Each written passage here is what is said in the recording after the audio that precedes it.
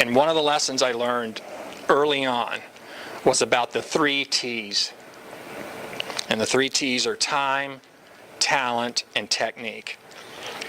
So time is, to me, time's pretty much what Bob was talking about. Time is perseverance for a very long-term goal, which is grit, a willingness to do whatever it takes.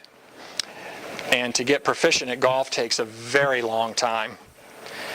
You have to be committed and passionate about improvement.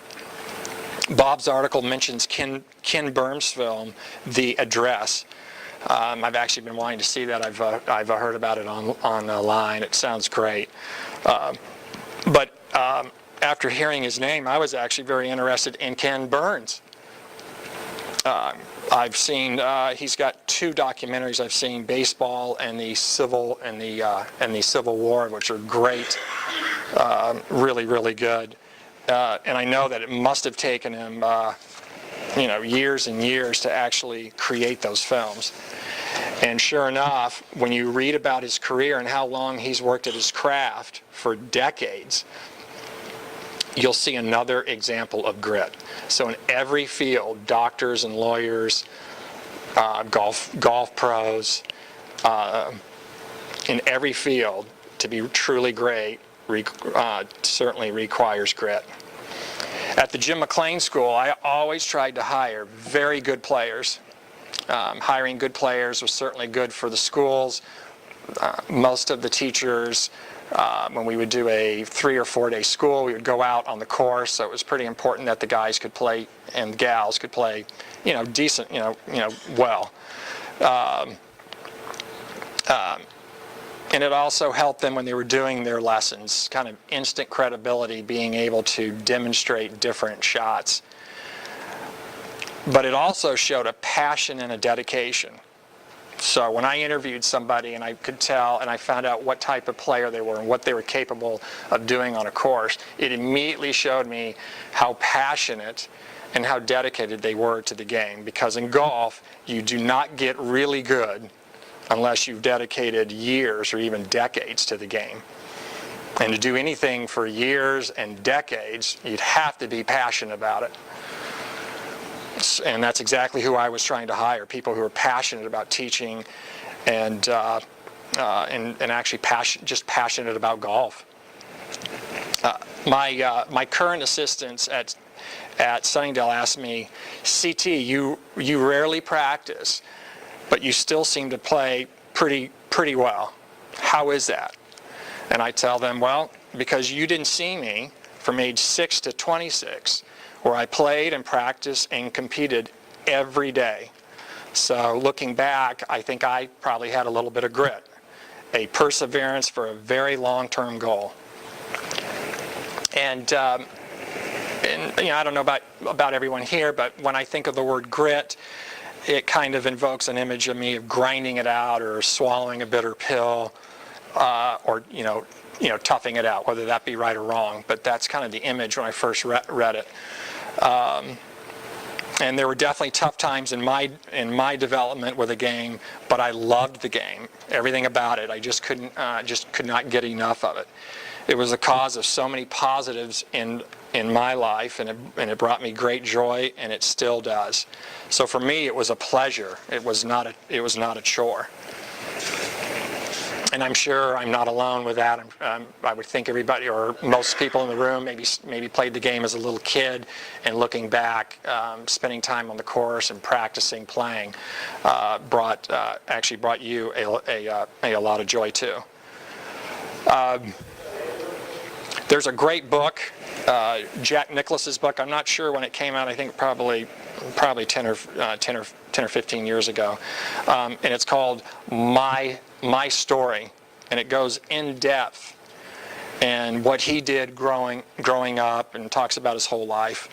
And I'd like to read something from that, which I think kind of parallels just what we're talking here. So here was Jack Nicklaus's typical day as a kid. Daily in the summertime, I would arrive at Scioto early in the morning, hit balls for an hour or two, play 18 holes, carrying my clubs, have lunch, hit more golf balls, go out and play 18 more, come back and hit more balls, or chip or putt until dark. And I mean can't see anything dark. So dark that my mother would have to come and haul me home for supper by the ear. In my early and mid-teens, weather permitting, I doubt if any summer I missed more than a day or two of doing that. And I remember once playing 63 holes in a day, and it was nothing for me to hit 500 or more balls a day. I never went to camp. We never went on family vacations. In every other way, I was a normal kid and had girlfriends, played other sports, went to movies, hung out with the guys. But basically, during the daylight hours in the summertime, as a teenager, I did what I wanted to do most from the age of 11, which was practice and play golf. So back to the 3 T's, time, talent, technique. As far as the technique goes, I know our seminar's really not touching on that, but I will say this about it. For most mid to high handicap golfers to achieve their aspirations in the game, they'll need to hit the ball consistently straighter, and for some even further. And to do this, they'll need a better swing. It's as simple as that. So for most of the people we're teaching, focusing on just the mental game or stretching, which are great, but for most people, they're actually they are going to need to focus on improving their golf swing.